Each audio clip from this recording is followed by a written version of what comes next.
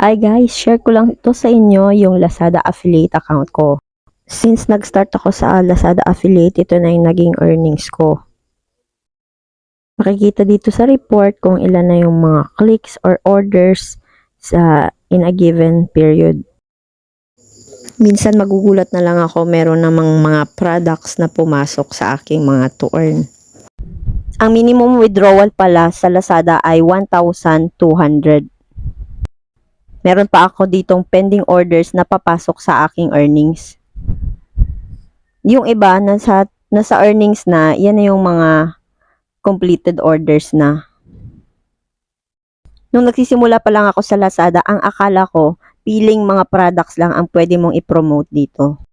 Gustong-gusto kong mag-promote ng mga mobile phones, pero pag mag-search ka dito sa iyong affiliate dashboard, wala kang makikitang item. Ito lately ko na lang na-discover na pwede mo palang i-search yung mga products na gusto mo sa mismong dashboard ng iyong Lazada app.